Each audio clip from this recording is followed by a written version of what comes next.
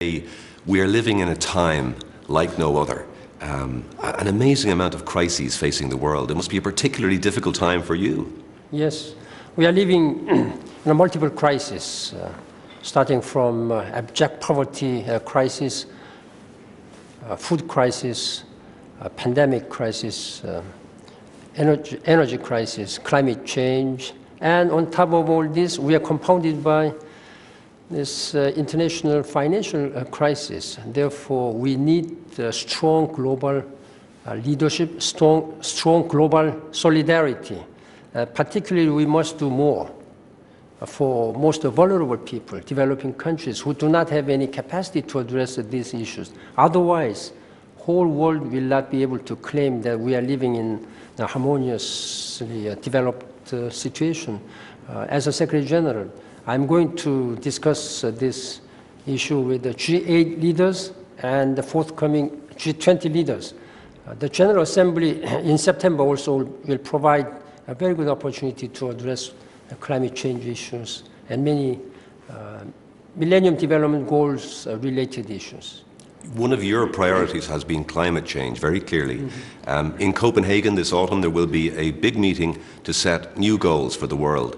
What specific targets do you think are achievable, given the disagreements that have been there about climate change in the past? This is going to be top most important priority for the whole international community. We must seal the deal in Copenhagen. First, developed countries must be ready to commit themselves to mid-term target. Excuse me. This very ambitious target, as scientists say, developing countries, they should also be able to take nationally appropriate mitigation actions. And there should be a clarity on financing how much and how big financial support developed countries can provide for developing countries in their efforts to mitigate and adapt to this changing world. The European Union have talked about trying to reduce carbon emissions by 80% by the middle of the century. Do you think that's a realistic target to be set at Copenhagen? One can be as ambitious as possible. In that regard, I appreciate European Union's very leading role and ambitious target. They have adopted 2020 strategy by 2020. By 2050, one can expect even more ambitious target. But first and foremost, the more important thing should come from developed countries for mid-term target by 2020. The world-renowned scientist group called IPCC, Intergovernmental Panel on Climate Change, has recommended that there should be 25 to 40% cut of emission as of 1990. This is what I'm asking all the countries to follow. But it must be tough going to a country like China, which is developing so rapidly, and say to them, you need to moderate your growth and you need to cut your carbon emissions.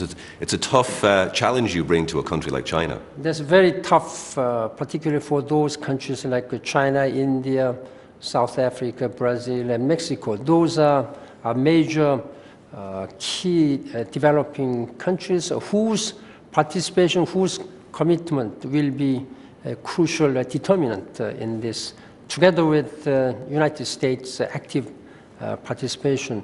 In that regard, I would urge that developed countries, considering historical responsibility as most industrialized countries, should do more for developing countries through providing financial and technological support. You mentioned the world's poorest, and you're going to the G8 summit today to Italy.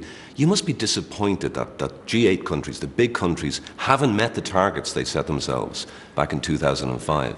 That's exactly the point which I'm going to highlight and urge. As you may know, I have sent a letter to all G8 leaders before I attend this G8 summit meeting. In 2005, G8 leaders made a Gleneagle commitment to provide ODA support for Africa. Still, there is at least the minimum, $20 billion below the target. These commitments should be met by the developed countries, and I'm going to urge this one. And yet we see the numbers of people at risk of hunger increasing in recent years. Is it a disappointment for you that the world leaders haven't fulfilled their commitments? World leaders are aware of this crisis. At least 1 billion people go hungry every night. And the United Nations is feeding at least 80 million people daily. We cannot continue on like this way.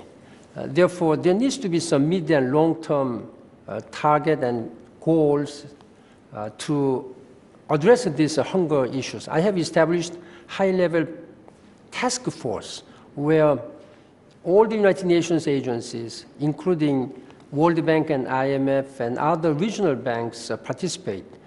There where I have recommended the comprehensive framework for action, and I have again urged to generate the necessary financial resources. This is exactly what the G8 leaders are going to discuss, and I'm going to lead these discussions in Italy. Now, Ireland has committed to a target of 0.7% of its national income for overseas aid by 2012. How vital is that, in your opinion, that we meet that target? I'm grateful to Irish government.